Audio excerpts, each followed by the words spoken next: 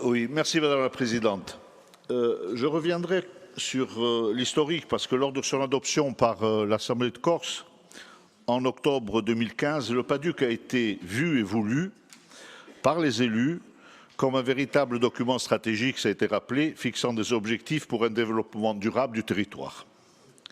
Il a été élaboré dans des conditions particulières, même si 2 ans de concertation, puisque j'en ai fait partie avec les maires, de nombreux ont été oubliés, et Pierre-Paul il le rappelait tout à l'heure, ont été nécessaires.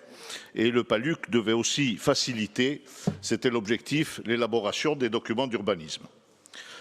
Alors certes, il n'est pas responsable de tous les maux, mais dans une région que je connais bien, qui a souvent été ciblée, et pour cause, des lotissements et habitations individuelles déjà bâtis se trouvaient sur des espaces classés espaces stratégiques agricoles et principalement en milieu rural.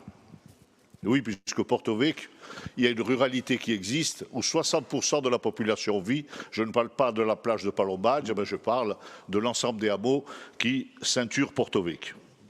Ces ESA ont été positionnés en faisant référence à des cartes qui dataient de 1976, sans identifier les terres répondant aux critères qualitatifs les caractérisant. Alors, je m'en étais déjà expliqué à l'époque, et je pense que le verre était déjà dans le fruit dès le vote de 2015. J'avais alerté à l'époque sur ces confusions préjudiciables qui étaient source de contentieux futurs, mais sans résultat. Alors l'ambition qui était partagée par bon nombre d'élus sur ce document était de le sortir le plus rapidement possible, et ce, pour les 40 prochaines années. Je rappelle quand même que 3000 pages étaient nécessaires, quand celui de la région PACA en faisait à peine 40. Il y avait au sein de ce document 14 orientations stratégiques. Qu'en est-il aujourd'hui après ces 10 années d'existence? Alors vous nous direz que certaines ont été atteintes, mais ce n'est pas le cas pour celui, je crois, qui était un de vos objectifs premiers et qui était diminuer la consommation foncière sans accentuer les tensions économiques et sociales relatives à l'accès au logement. Si on analyse ce document à ce jour, les résultats de l'application du PADUC depuis son adoption, et on en fait le bilan en matière d'urbanisme parce que c'est une des préoccupations essentielles, en tout cas c'est ce que j'entends sur les bancs de cet hémicycle, et d'aménagement du territoire, force est de constater, et vous l'avez dit, Monsieur le Président, que cela est un échec.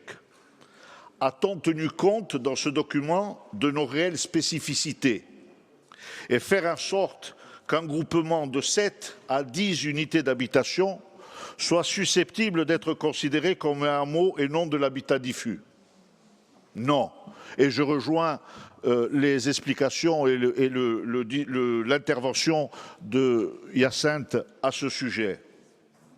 Non, cette passivité, par contre, elle génère des difficultés de densification au niveau de certains hameaux et ne permet pas à nos jeunes générations de construire sur les terrains de leurs ancêtres. Jean-Marc en faisait état tout à l'heure dans son propos.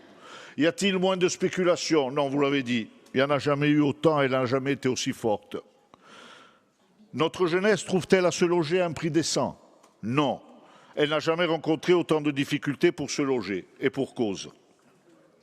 Après le gel de 105 000 hectares, a-t-on fait les efforts nécessaires pour les mettre en exploitation? La réponse est non. Mais il y a un modèle économique qui produit malheureusement des effets immédiats et dévastateurs qui est apparu. Vous le savez comme moi, raréfier l'offre de terrains constructibles en utilisant souvent les CESA comme rempart a eu pour conséquence une augmentation du prix au mètre carré. Alors oui, plutôt que de continuer à vivre sur des incantations, vous savez comme moi qu'un travail essentiel est à faire sur les espaces stratégiques agricoles, non pas pour les diminuer, non pas pour continuer d'opposer agriculture au développement, mais simplement pour individualiser de façon commune avec les maires et en relation avec les chambres d'agriculture les espaces qui sont véritablement à forte potentialité agricole. Seuls ceux-ci sont à sanctuariser. Cela réglerait pas mal de problèmes pour les maires. Je pense sincèrement qu'au-delà de la dimension politique, sur lesquels des points de convergence semblent possibles, ne commettons pas les mêmes erreurs que par le passé. La révision de ce document aurait dû intervenir en 2021, sans aucun esprit de polémique. On ne peut pas dire qu'il y a eu un empressement particulier ou qu'il y ait une manifestation particulière pour ce faire. Aujourd'hui, le temps presse, car de nombreuses communes risquent de se retrouver en difficulté par manque de décision. Et je prendrai à titre d'exemple, je disais tout à l'heure que j'allais dans le sens de ce qu'avait explicité Hyacinthe tout à l'heure. J'ai participé récemment, lundi dernier, à une CTP-NAF. Un agriculteur sur Mokakroch souhaitait construire sa propre résidence secondaire pour lui et pour son enfant sur Mokakroch. Il avait besoin pour cela de distraire, je crois que c'était 100 ou 150 mètres carrés d'espace stratégique agricole. Presque 1 heure de discussion était nécessaire pour lui donner une autorisation. C'est peut-être ça qu'il faudrait revoir entre nous. Je vous remercie.